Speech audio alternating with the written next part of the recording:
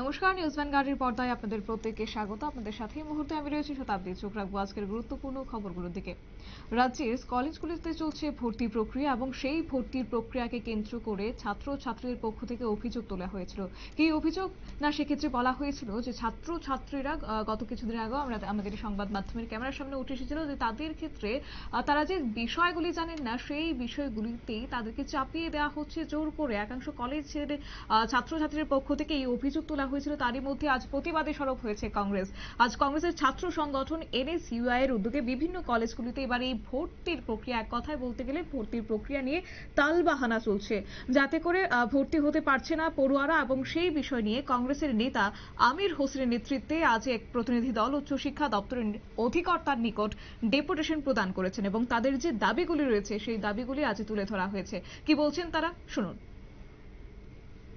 আমরা গতকালে এসেছিলাম আমাদের হায়ার এডুকেশন ডাইরেক্টর স্যারের সঙ্গে দেখা করার জন্য।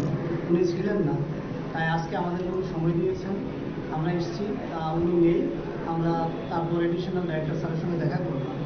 আপনারা জানেন ইতিমধ্যেই আমাদের রাজ্যের মধ্যে বিভিন্ন কলেজে ভর্তি প্রক্রিয়া চলছে, কিন্তু সেখানে আমরা দেখেছি এখনও বহু সংখ্যক ছাত্রছাত্রীরা কলেজের মধ্যে ভর্তি হতে পারছে না।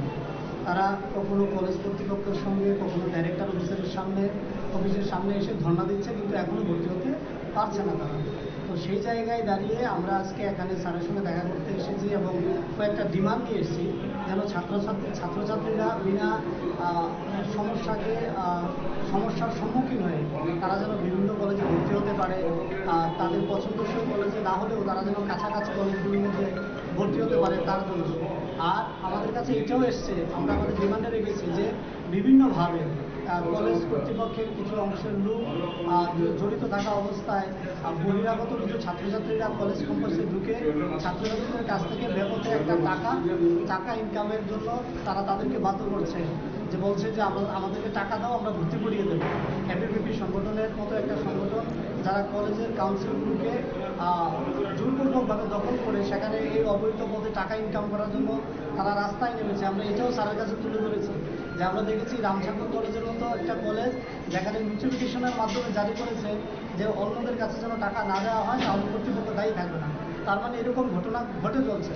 আমরা আজকে এডিশনাল ডাইরেক্টর স্যারের কাছে এই তথ্যটা তুলে ধরে বলেছি যেন উনি অনতিবিলম্বে বিভিন্ন কলেজের মধ্যে যোগাযোগ করে নোটিফিকেশনের মাধ্যমে কলেজ কর্তৃপক্ষকে অ্যালার্ট করে যেন ছাত্রছাত্রীদের কাছ থেকে কোনো অবৈধ সংস্থা টাকা না নিতে পারে তার ব্যবস্থা করার জন্য, এবং যারা ভর্তি হতে চাইছে তাদের জন্য একটা সুগম পথ বার করার জন্য। আমাদের সঙ্গে একটা ছাত্র এসেছিল, ওর নাম আবদুল্লাহ।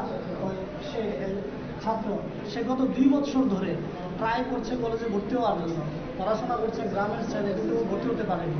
আমরা আজকে একটা জ্বলন্ত উদাহরণ স্যারের সামনে তুলে ধরেছি, বলেছি স্যার দেখেন, সে গতবারও ট্রাই করেছে, ভর্তি হতে পারেনি, এবারও ট্রাই করেছে, এখনও ভর্তি হতে পারেনি। তারও তো পড়াশোনা করার অধিকার আছে।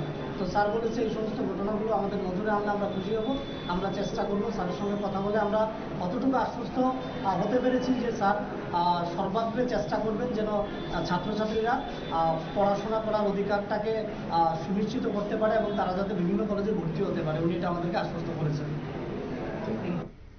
আপনারা শুনলেন কংগ্রেস নেতার বক্তব্য। কার্যত ছাত্রছাত্রীদের বিভিন্ন সমস্যা আজ তুলে ধরলেন কংগ্রেসের পক্ষ থেকে এবং শিক্ষা ভবনে উচ্চশিক্ষা দপ্তরের আধিকারিকের নিকট তারা ডেপুটেশন প্রদান করলেন।